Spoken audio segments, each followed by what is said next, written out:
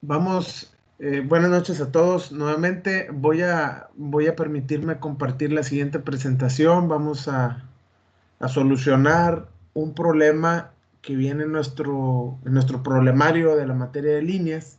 Es el problema con el código A008 y tiene que ver con el cálculo y modelado de líneas de transmisión de alta y media tensión, líneas de transmisión y distribución. Para poder conceptualizar y aterrizar la teoría que hemos visto en sesiones, en videos anteriores, como parte de la materia. El planteamiento del problema dice que hay un usuario industrial, de antemano, miren, esta presentación la estuvimos armando en estos días. Recuerden que la clase virtual es nuevo para todos nosotros, entonces cualquier detalle o error de texto que yo pueda tener en la presentación, yo la voy a corregir sobre la marcha. Pues voy pidiéndoles una disculpa de antemano, porque pues sí van a tener que salir algunos detalles y espero que me apoyen a detectarlos, y si no hay ninguno, pues qué mejor. Entonces dice, hay un usuario industrial que opera con una subestación reductora de media potencia. Ojo con esto. A media potencia aquí en México se puede considerar suministros a lo mejor entre 4 8 MBAs o 9000 kBAs. Eso es media potencia. Arriba de 10, de nuevo 10, de nuevo 10 MBAs ya se considera potencia. Pero observen esto: el usuario tiene una cometida de 115 kilovolts y él tiene un transformador que toma esos 115 kilovolts y te entrega 13,800 ya en un bus secundario en la subestación de transformación propia del usuario industrial, y esto lo hace a 60 Hz. Las capacidades de transformación de este usuario son, pues es 5 o 6.25 MVAs. Todo esto depende de la cantidad y los pasos de enfriamiento que tengamos activados para el transformador de potencia de este usuario. Si tenemos el 100% de la ventilación y la circulación del aire activado, pues vamos a obtener una potencia de 6.25 MVA. Y si tenemos solamente algún paso activado, pues a lo mucho puedo yo extraer 5 MVA. Todo esto tiene que ver con la disipación de calor del T1 de este usuario, con una potencia no mayor a ese valor que es dato de placa del transformador. Pues eso es lo que hay. Obviamente es un proceso industrial ya hecho y derecho. Ya aquí el proceso industrial viene de 115, ya no es cualquier cosa, ya es subtransmisión la cometida que recibe este usuario. Y aquí lo que conocemos, los conocimientos que hemos adquirido de baja tensión, pues quedan muy, muy alejados de lo que tenemos que conocer ya en media y en alta tensión. Entonces, el problema ya se torna interesante por este simple hecho de tener 115 kilovolts en el primario, en la delta, y 13.8 en la estrella del lado secundario de este transformador. Miren, para darnos una idea de la instalación eléctrica industrial de nuestro usuario, les presento un diagrama unifilar donde representamos claramente lo que es la cometida en 115 kilovolts para entroncar el transformador T1 con el punto de conexión común del suministrador de servicio básico, que en este caso es Comisión Federal de Electricidad.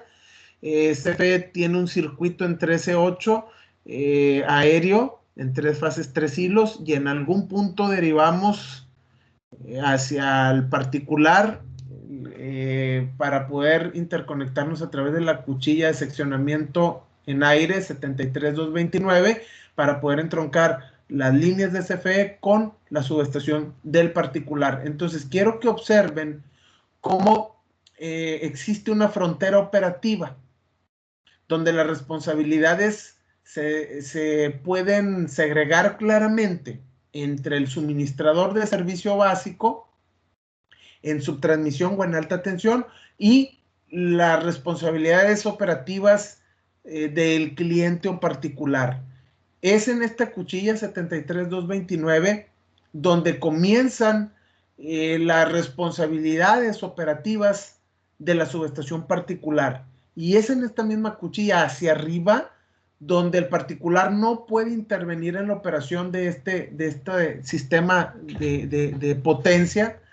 Es decir, que el particular tiene prohibido operar la apertura o el cierre de la 73229 porque esta es una cuchilla que le pertenece al suministrador y el único autorizado legalmente para abrir o cerrar este seccionamiento es el propio CFE. Entonces, esto me lleva a empatar lo que veo en la teoría con la práctica. A lo mejor a muchos de nosotros nos ha tocado las famosas libranzas de subestación para mantenimiento o adecuación de algún equipo propio de la subestación.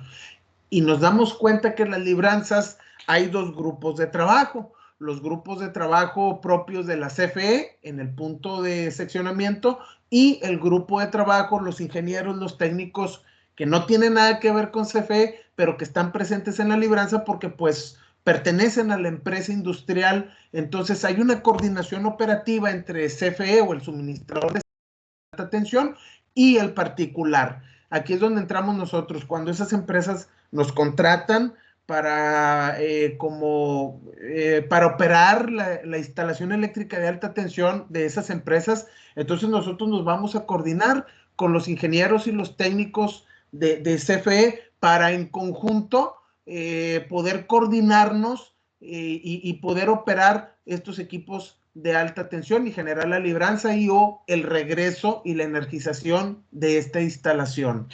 Esto se torna interesante en campo porque tenemos que tener un orden si vamos a enfriar la subestación o a desenergizar la subestación para poderle dar mantenimiento en muerto a todos los equipos. Entonces, los pasos de la libranza pues son muy claros. Hay que primero pausar el proceso que tengamos en los circuitos 4010 y en el 4020. Hay que empezar a tumbar la carga, a pausar el proceso de forma no agresiva, sin abrir los interruptores principales 4010, 4020 o abriendo directamente el interruptor general de baja del T1, apagando de trancazo todo el bus 1 y apagando los procesos. Nos vamos en orden, apagando la carga progresivamente de los dos circuitos. Abrimos los alimentadores 4010, 4020, ya sin carga o sin corriente eléctrica, con puro potencial abrimos el interruptor 4010 y ya cuando tengo yo esto abierto, ahora sí lo único que queda es seccionar esta cuchilla para poder abrir las tres fases de acometida que entroncan al transformador 1 de 115 a 13.8 y en ese momento yo ya no tendría forma de tener potencial en mis equipos. Antes de que meta yo a la gente a meter las manos a estos equipos de alta tensión, pues yo detectaría una ausencia de potencial verídica en mi equipo para poder decir que el equipo está abierto y sin energía y posteriormente colocar las tierras auxiliares, es decir, aterrizar en los puntos de trabajo, pues para, en caso de que haya inducciones no deseadas, pues poderlas drenar a tierra y tener así el equipo en muerto. Todo esto es con el objetivo de que ustedes puedan visualizar cómo las nomenclaturas, cómo está secuenciada la conexión de cada uno de los equipos y el diagrama unifilar es muy, muy importante que lo tengamos actualizado en nuestras empresas porque el diagrama unifilar va a ser el recurso primario para los ingenieros que quieran dar mantenimiento a estas instalaciones y poder detectar en papel, en un diagrama de forma muy rápida y muy básica, dónde están ubicados cada uno de los equipos, de las cuchillas, de los interruptores, las transiciones, los alimentadores, el bus de transferencia, la cuchilla de transferencia. Es decir, yo tengo que detectar los equipos de forma eficiente de un solo golpe, sin equivocarme, porque al tener alta tensión, si yo hago una maniobra incorrecta, puedo poner en riesgo a mi personal y mi propia integridad física, y no nada más lo mío, la integridad mía, sino también de la instalación eléctrica. Bueno, entonces tengo la cometida en 115, tengo el primer medio de seccionamiento que es de CFE, tengo las terminales primarias del transformador con conexión delta, está H, la estrella aterrizada en el lado de media tensión. Vean cómo aquí el diagrama unifilar nos dice que el T1 recibe 115 y te entrega 13,800 con esta conexión secundaria. Los pasos de enfriamiento del transformador, 5 o 6.25 megavolt-ampere. En el lado secundario tenemos un transformador, un interruptor con nomenclatura 42010 y un par de seccionamientos, uno lado bus y uno lado equipo, el terminación 011 y el terminación 019. Y además es muy importante que detecten esta cuchilla de bypass con nomenclatura 42018 y es normalmente abierta. Esta cuchilla de bypass es muy importante en la operación de la subestación, dado que si yo no quiero perder la continuidad en el proceso que tenga conectado en el circuito 4010 o 4020 y yo tenga una emergencia en el interruptor y tenga que trabajar en él sin potencial y sin querer perder acá abajo la continuidad del suministro eléctrico, entonces este bypass nos permite precisamente desviar el trayecto de la corriente en este nodo eléctrico, haciendo un paralelo con el interruptor. Cerramos la cuchilla 42018, la corriente es en paralela, entonces aquí empezaría a fluir por la cuchilla y por el interruptor, por estar en paralelo los dos equipos, y luego abrimos el interruptor 42010. En el momento que abrimos el 42010, la carga eléctrica no se pierde, no se apaga, porque en ese momento la corriente eléctrica, el 100% del flujo de la carga, pues fluiría por la cuchilla hacia los dos interruptores.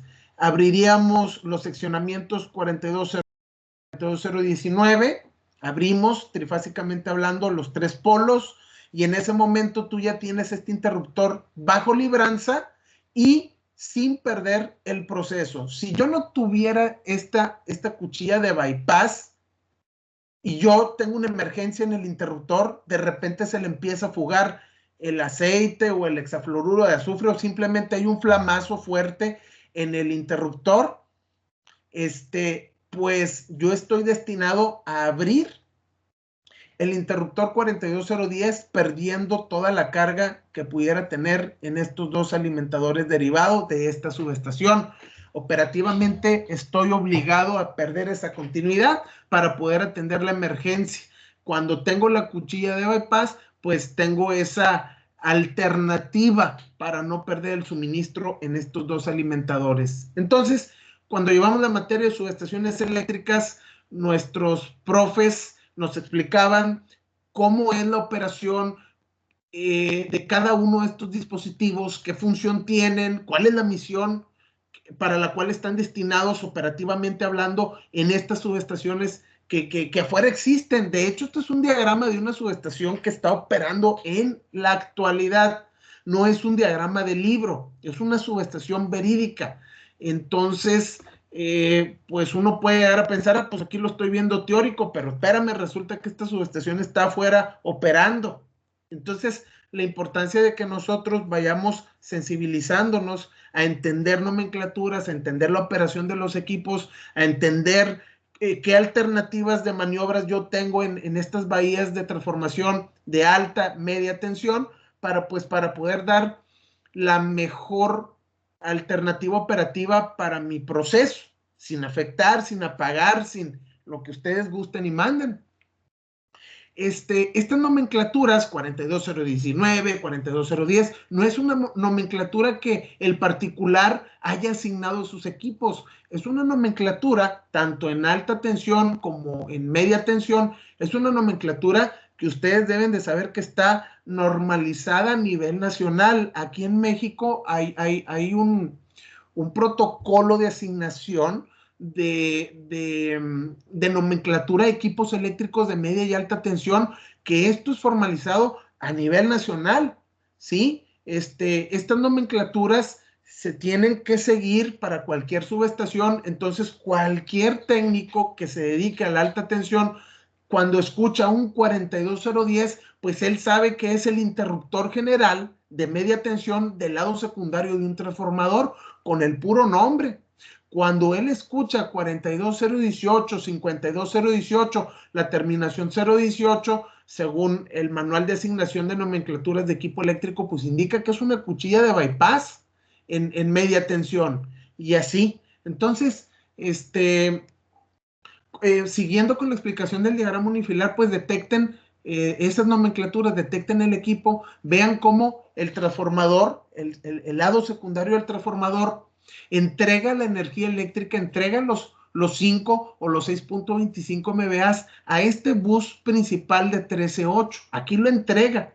Aquí pone a disposición por transformación de alta, media tensión ese valor de potencia. Y ahora sí, todo lo que se conecte a este bus principal de 13.8 kilovolts a través de sus alimentadores, ahora sí, agarre la energía eléctrica pues para triturar piedra, para calentar agua, para ensamblar autos, para energizar un hospital o lo que tengamos como proceso de alimentación en el circuito 4010 o 4020. Aquí está la energía disponible en este bus, en ese nivel de tensión. Pero aparte, tengo un segundo bus de media tensión, que es este bus de transferencia de 13.8 kilovolts, y es algo que ya no es desconocido para nosotros, porque resulta que los profes que nos dieron subestaciones nos explicaban que la función de este bus de transferencia, pues es precisamente eso, transferir la energía por un bus de transferencia ante la solicitud o la emergencia de libranza de los interruptores propios de los circuitos alimentadores de media tensión. Es decir, vean cómo este primer alimentador 4010 toma la energía del bus principal de 13.8, pasa por la cuchilla, pasa por el interruptor, pasa por la cuchilla lado línea y entrega al circuito la energía eléctrica. Si lo tenemos que librar de emergencia y no queremos perder proceso, es decir, que no queremos perder la energía aquí abajo, utilizamos esta cuchilla de bypass. Estas dos cuchillas de bypass se cerrarían para poder potencializar este bus de transferencia y tomar la energía eléctrica por el interruptor 4020, tomando potencial por el 4026 hacia el bus de transferencia. La corriente haría esto en este nodo, se mete el bus de transferencia y ingresa por la cuchilla 4016 hacia el interruptor, hacia el circuito 4010, aunque este esté abierto por alguna emergencia. Yo aquí tengo gente trabajando, el proceso sigue encendido porque pues tengo un bypass, es como una especie de bypass por el bus de bueno, es una transferencia de energía que hacemos en media tensión. Entonces, como pueden observar, pues realmente hasta aquí no hay nada nuevo que pueda yo comentarles que no hayan visto en la preparación de sus carreras, porque pues ya llevamos subestaciones, protecciones, todo esto está aquí inmerso de alguna manera en este diagrama unifilar. Ahora bien, detecten ustedes esto, las bahías de alta tensión en el entronque de la subestación de 115 con CFE, el alimentador de media tensión, que es el que nace en el secundario del transformador y que llega hasta el bus principal de 13.8. Y tengo por último los equipos que están instalados en la bahía de maniobras de media tensión. Entonces, debo entender cómo funciona su transmisión y debo entender cómo funciona 13.800, con el objetivo de poder operar estos equipos de forma correcta. Ahora, ¿cómo se ve, cómo se aprecian estos equipos físicamente si yo voy a la subestación de este particular? ¿Qué aspecto tienen? Muchos de ustedes ya han visitado, incluso trabajan algunos para empresas que se dedican al servicio eléctrico en media y en alta tensión, y esto no es nuevo, pero para muchos de nosotros sí lo es.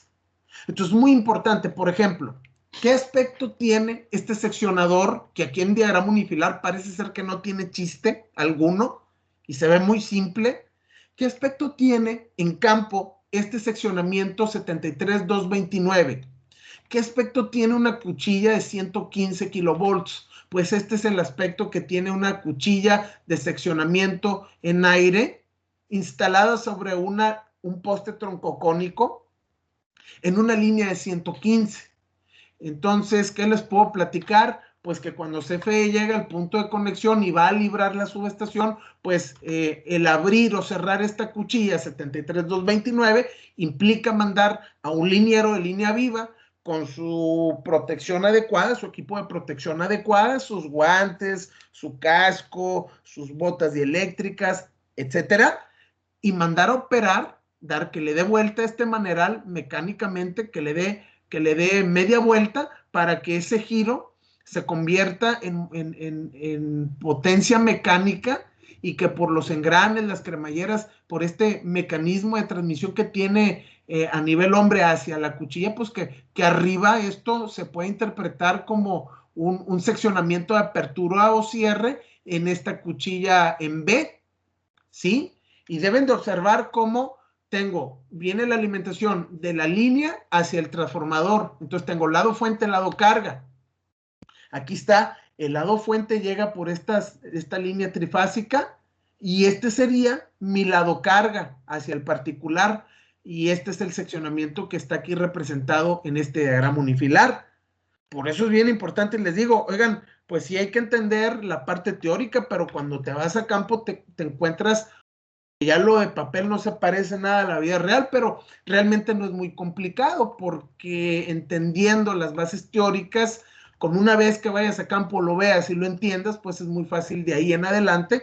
La experiencia que adquieres en campo, pues ya no va a ser nada difícil para ti identificar equipos, saber cómo funcionan, qué hay que hacer para abrir, qué hay que hacer para cerrar, entre otros.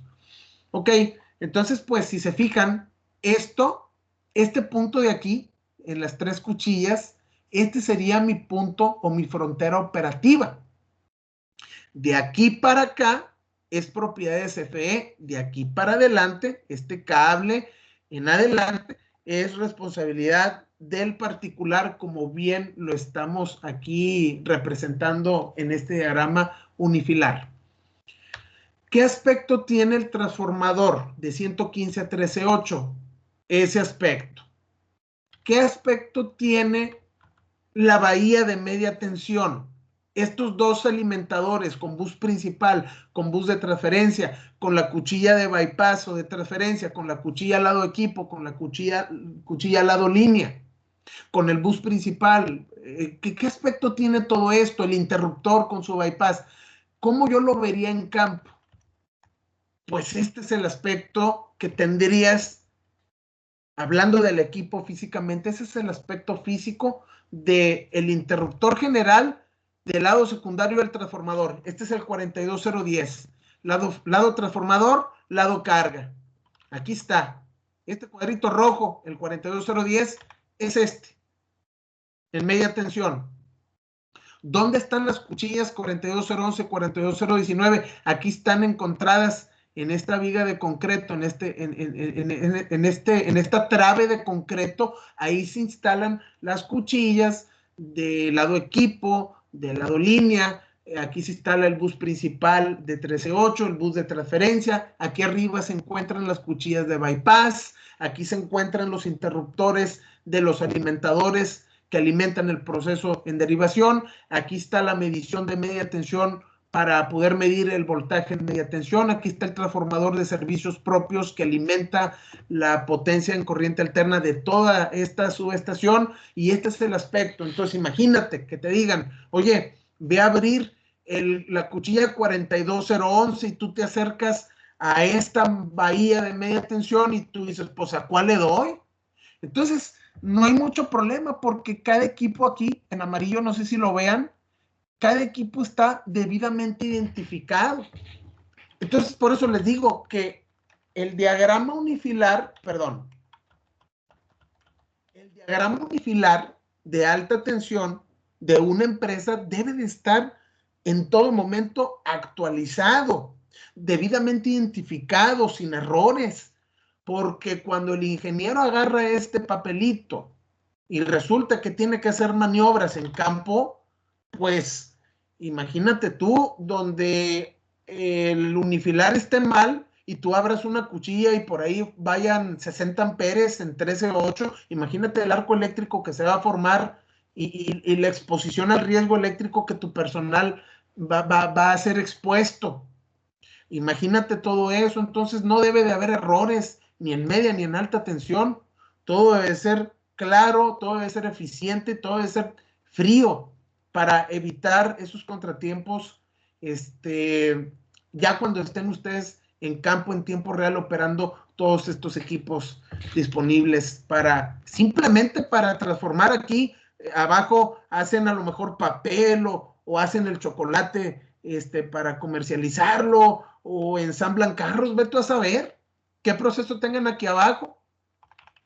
Pero el corazón de ese proceso es todo este equipo. Si no, pues ¿de dónde saco energía para poder hacer el papel, para poder hacer el chocolate y venderlo? ¿De dónde? Entonces, cuando nos contratan a nosotros para mover estos equipos, pues mientras no haya falla, todo, a todo dar, todos bien tranquilos. Pero en la primer falla donde nos hablen en la madrugada, oye, está disparado el T1 y tengo los dos alimentadores apagados, a las 3 de la mañana tienes que ir a atender la emergencia, porque no te van a esperar a las 8 de la mañana que entres para devolver el proceso aquí abajo. Nos van a sacar de las camas para ir a atender la falla. Tú vas a tener que despertar a tus técnicos. Oye, ¿sabes qué? Son las 3 de la mañana. Le hablas a tus dos técnicos de línea viva. Oye, ¿sabes qué? Hay que ir a atender. Está apagado toda la empresa. El T1 está disparado. Y ahora, ver dónde fue la falla. ¿Qué hay que hacer para corregirla? Y luego la siguiente pregunta es, ¿tienes material para sacar la falla a las 3 de la mañana? Imagínate que te explote un cono de potencia, un cono de alivio, el cono de alivio de 13.8 del secundario del T1. Te explotan dos conos de alivio porque hubo un arco eléctrico. Aquí se paró un pajarraco, abrió las alas y te explotó los dos conos de alivio a las 3 de la mañana. ¿Tienes conos de alivio en la bodega en stock? ¿Tienes la capacidad de librar la subestación y de meter a tu gente para que restablezcan y sustituyan los conos? ¿Tienes cable de potencia en stock desde ahí? Todo eso son problemas del día a día con los industriales, que por eso en la actualidad aquí en México hay muchas empresas que prestan el servicio de emergencia 24 horas, 365 días del año, y esas empresas te dicen, tú márcame a la hora que tú quieras y cual sea que sea la emergencia, yo voy y te doy el servicio a la hora que me digas. Nada más que por hora son 2,000-3,000 pesos, nada más por hora transcurrida. Más, más las maniobras que yo haga, más el material que yo ponga, más la emergencia, y sale un cuento, ¿no? A lo mejor una emergencia, pues te andan facturando 40-70,000 pesos por 3 horas de trabajo en la madrugada, y sí los vale porque pues ellos están preparados con su gente, con sus grúas, tienen material, entonces pues cobran lo que debe de ser y es muy bien pagada ese tipo de emergencias. Ok, hasta este punto, ¿alguna duda o comentario? Si no, para continuar y aprovechar el tiempo de la clase. Cambio.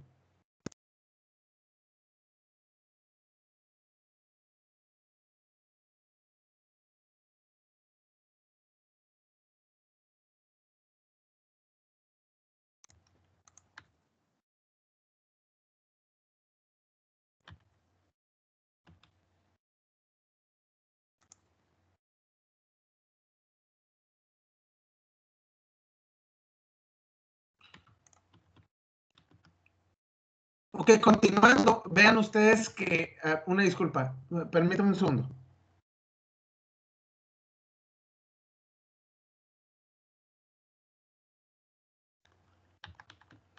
Ahí está. Continuando, bueno, lo primero que debemos identificar claramente son los datos eléctricos que tenemos disponibles para lo que nos piden. Acuérdense que pues aquí yo tengo que ya saber con diagramas unifilares lo que tengo disponible, y resulta que lo que nos piden es lo siguiente.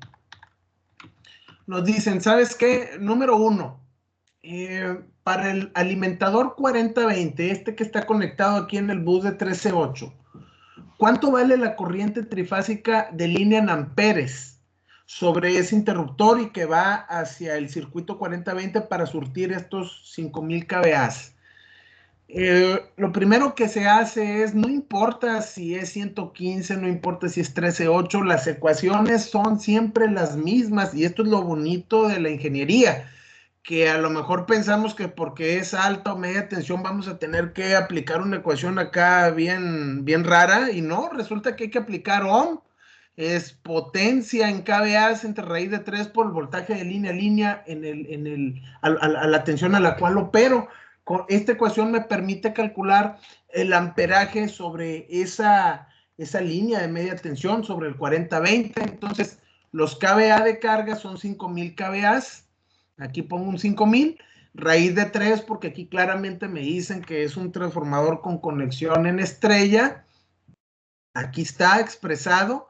Y el voltaje de línea es 13.800 kilovolts. ¿Por qué? Porque este alimentador está conectado al bus principal de 13.800. Entonces, aquí sobre el 4020 va a fluir una corriente de 209 amperes cuando alimenta una carga de 5000 kVA. Esos 209 amperes se van a ver reflejados por el 42010 y también se van a ver reflejados desde la cometida por el transformador en distintos valores de amperaje, porque como aquí cambia el voltaje, pues estos 209 amperes pues tienen que ser un valor inferior en magnitud para poder llevar esa energía a este alimentador. Entonces, si se fijan, estas son ecuaciones que incluso ustedes deben de guardar en su memoria y que cuando andemos en campo, una calculadora básica o nuestro celular, sin importar, siempre que conozcamos la potencia, el voltaje y el número de fases con el que opera nuestro equipo, siempre va a ser muy, muy, muy sencillo calcular las corrientes de esos equipos eléctricos, sin importar el voltaje. Créanme, lo que es así de sencillo. ¿Algún comentario o duda del punto 1? Si no, para continuar. No veo manos levantadas, pues eso significa que puedo continuar con el paso número 2.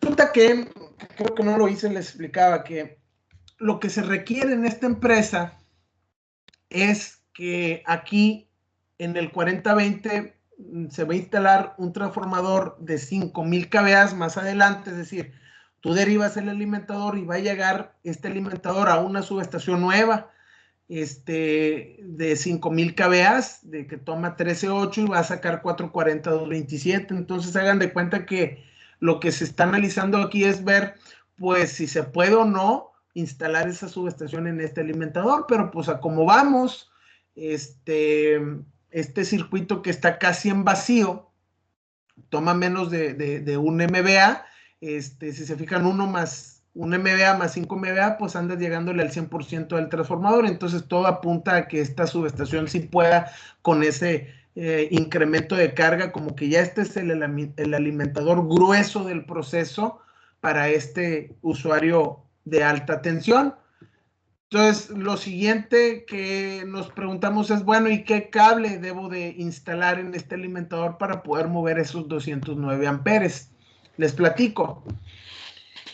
Hay que calcular el calibre del conductor de línea en 1000 circulares 1000, que desde origen nos dicen que pues, va a ser un ACCR, un conductor de aluminio con alma de acero, y que el criterio de cargabilidad de ese conductor es del 40%. Es decir, que cuando esté conectado el 100% de la carga o los 5000 kVA, la cargabilidad del conductor debe de ser igual a no más del 40%. Entonces, con ese criterio de cargabilidad, K vale 0.40.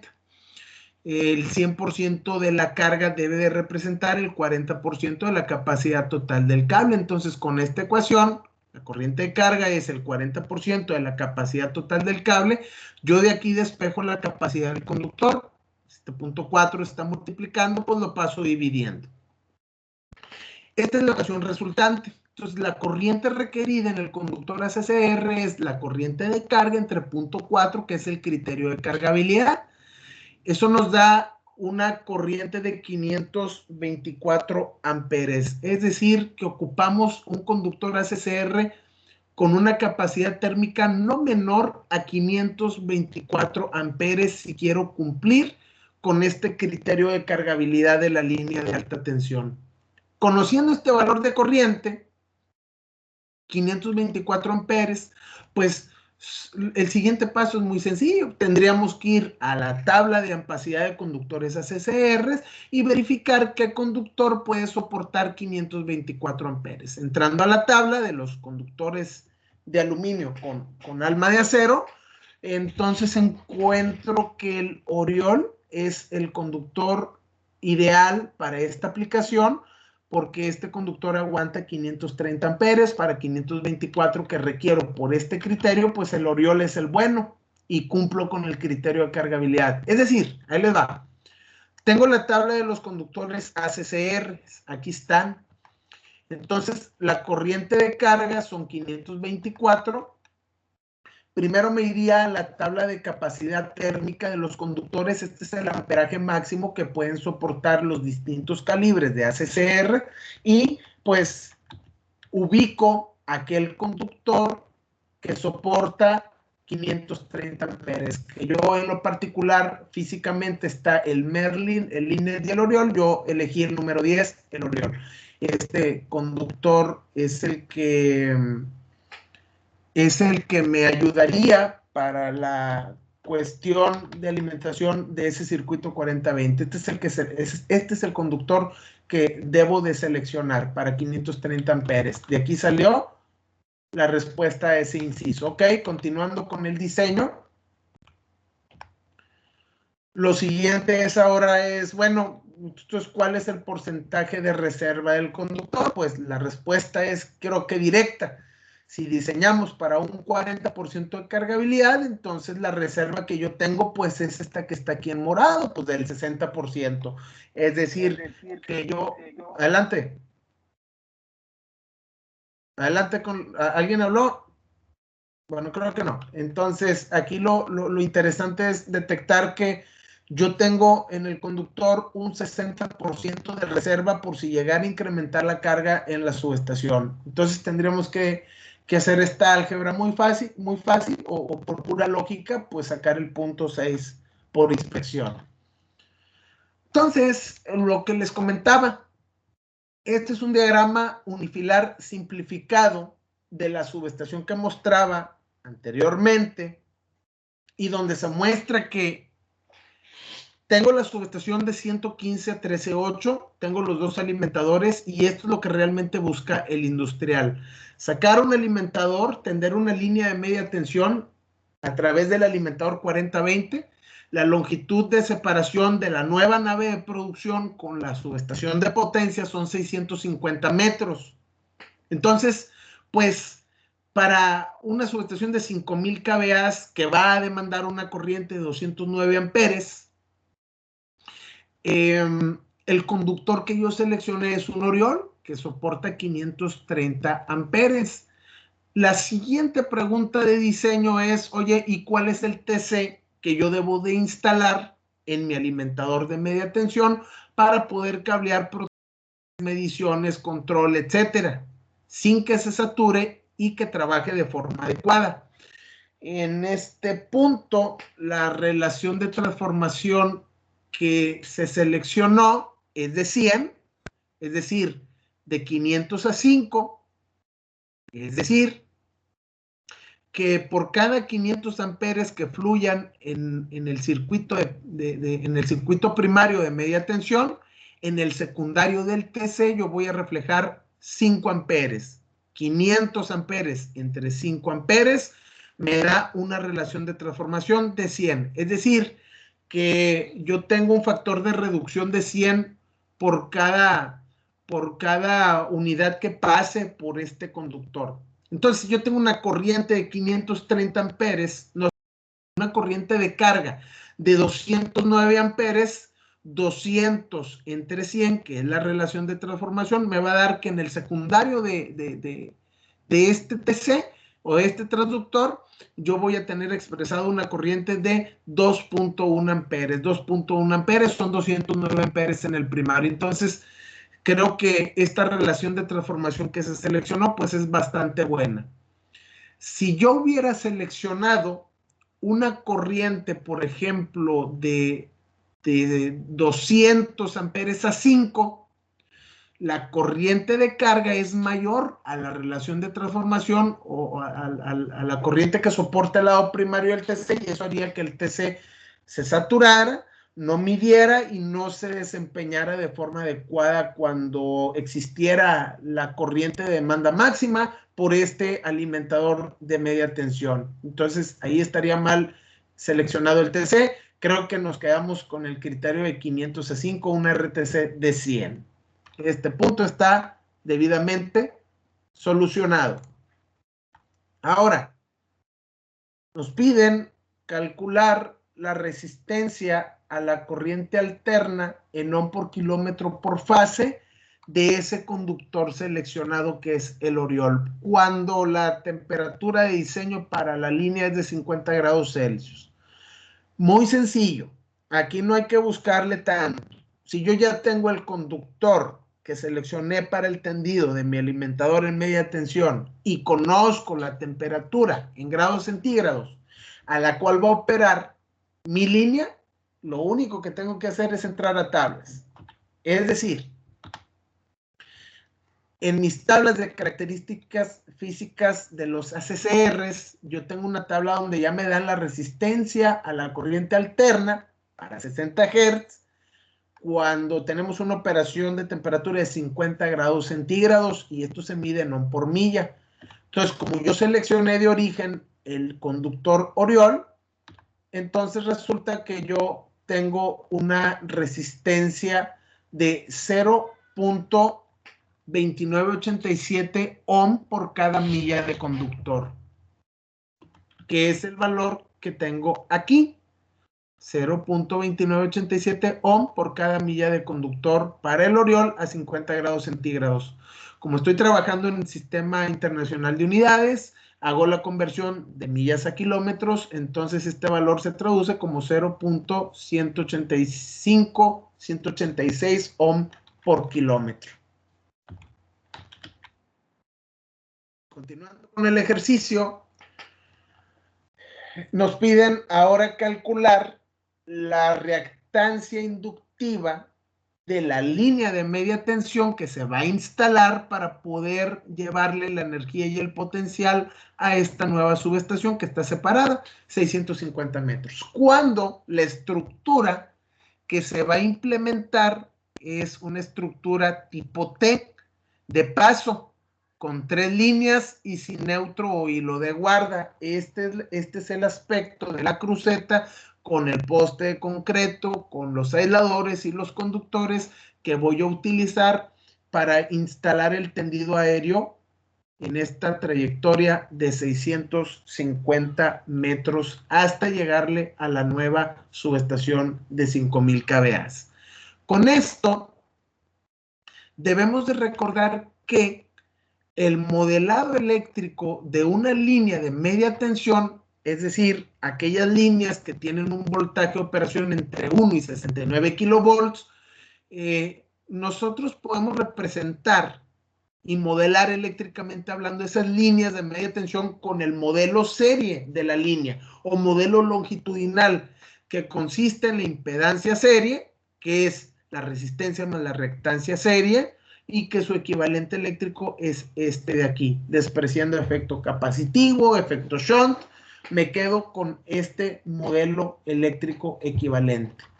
Entonces, la construcción de la línea, si yo la modelo eléctricamente, pues este va a ser su circuito eléctrico final, representado por la resistencia del conductor y el efecto Pelly de proximidad, en serie con el efecto inductivo por el paso de la corriente y la magnetización que va a existir en esos cables. Este sería la impedancia serie de la línea. Recordando esto, entonces, pues, identifico en diseño claramente las variables y los datos con los que cuento para desarrollar el diseño de esa línea de media tensión. Y resulta que tengo 3 categorías de datos. Los datos del sistema, que es 13.860 Hz, y la longitud del alimentador, que son 650 metros. El segundo grupo de datos, pues es el dato propio del conductor, que es el Oriol, un conductor por fase. y los datos físicos que nos da la tabla para este calibre, y los datos geométricos de la estructura de distribución, donde lo más importante es reconocer en todo momento las distancias de separación entre conductores de fuerza. Entonces, lo primero, ya con estos datos identificados, lo primero que nos interesa en ingeniería eléctrica es calcular el radio medio geométrico del Orión. El radio medio geométrico viene determinado directamente por tablas para el Orión. El radio medio geométrico en pies, la tabla nos dice que es 0.0255 pies el radio medio geométrico equivalente. Posteriormente, lo que hay que calcular ahora es la distancia media geométrica de las líneas o de las fases, que para este caso vamos a recordar que tenemos tres casos posibles. Para líneas monofásicas con 2 hilos, para líneas trifásicas con disposición asimétrica y para líneas trifásicas con disposición simétrica o en equilátero. Dependiendo del caso con el que nos topemos, es la ecuación que vamos a aplicar. Y en este caso, la estructura de transmisión es en horizontal, la estructura de distribución es en horizontal, y la ecuación que vamos a aplicar está aquí para el cálculo de la distancia media geométrica. La distancia media geométrica no es más que la multiplicación de la tercia de distancias de separaciones entre fases, raíz cúbica. Entonces, pues eso nos da a medio metro como DMG equivalente en este diseño que estamos haciendo. Ahora bien, hay que calcular la inductancia de la línea de distribución. En clases anteriores, en la parte teórica, yo les explicaba ya lo que era el RMG, el DMG, esta ecuación industrial de cálculo de inductancia. Ahora nos toca aplicarla a cálculo eléctrico. Para aplicar esta ecuación, nos hace falta entonces ya haber determinado de origen la distancia media geométrica de las fases y el radio medio geométrico del conductor, que fueron los pasos anteriores que hicimos en este ejercicio. Sustituyendo estos valores en la ecuación industrial de cálculo de inductancia, entonces obtengo el valor en henrios por metro de línea construida, el valor de la inductancia que va a presentar eléctricamente ese circuito de distribución. Lo que sigue ahora es interpretar esta inductancia en henrios por metro a ohm por metro. Sabemos que para traducir la inductancia de un circuito que está medido en henrios por metro a ohm por metro, lo único que hay que hacer es multiplicar esa inductancia calculada por la constante esta de oscilación de la velocidad de giro de los vectores de voltaje y de corriente en el sistema de potencia al cual me interconecto. Es decir, omega 2 pi f omega 2 pi f sería el valor de esta constante omega de sistema. Vamos a hacerlo, a ver si nos da el doble producto por pi por la frecuencia de oscilación. Sería redondeado 377 radianes por segundo, que es este valor. Entonces se vuelve esto muy sencillo.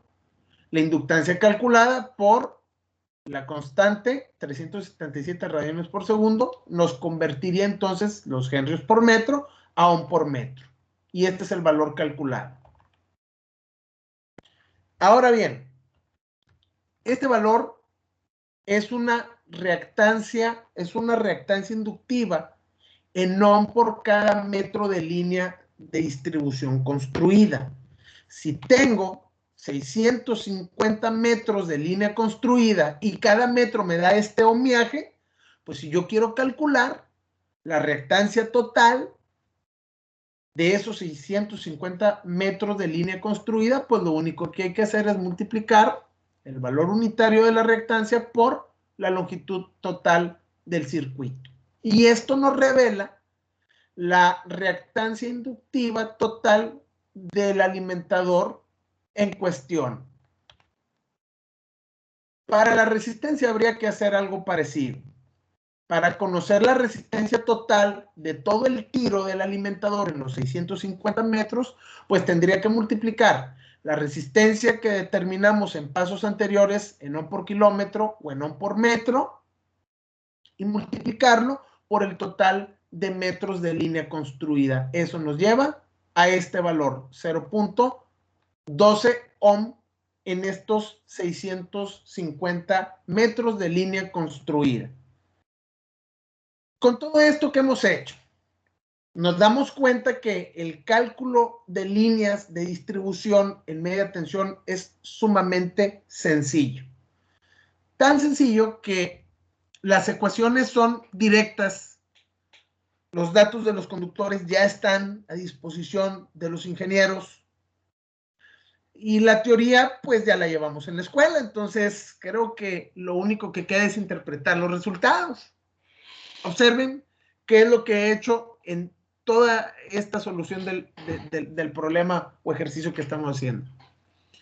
Lo que acabo de hacer es modelar eléctricamente este alimentador de 650 metros que en la vida real se ve así y lo acabo de modelar eléctricamente.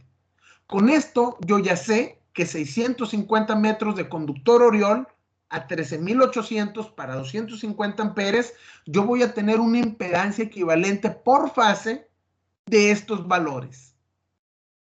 Entonces yo ya aquí, al conocer la impedancia serie de ese alimentador, pues yo ya puedo calcular la caída de tensión que se va a establecer cuando le meta la corriente máxima al alimentador para el proceso que tengo en los 5000 kVA en la nueva nave.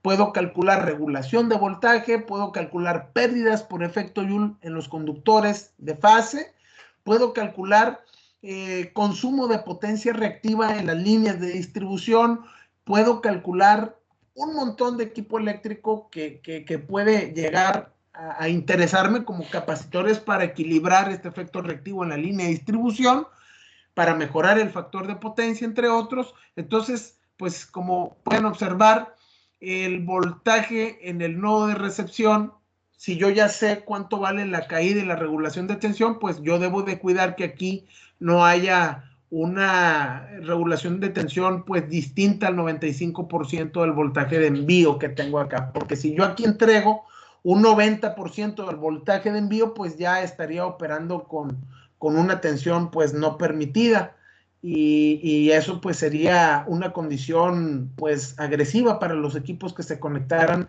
en este punto de recepción de tensión. Bueno, ya por último y para terminar la sesión, les voy a dejar el PDF de este ejercicio en el canal de YouTube para que lo descarguen de forma directa junto con el video y les voy a pedir que repasen la solución del diseño de este alimentador para que puedan ustedes pues entender más claro el objetivo de este ejercicio y también que se hayan dado cuenta de origen y que les haya servido cómo en campo utilizamos los diagramas unifilares para poder interpretar y hacer las maniobras adecuadas en estos equipos de alta tensión. Si se fijan, todo es cálculo. Gracias a Dios somos ingenieros, nos gustan las matemáticas nos permiten calcular todos estos equipos sin que se dañen y que operen como Dios manda. Bueno, pues en este momento paro la grabación de la sesión, agradeciéndoles a todos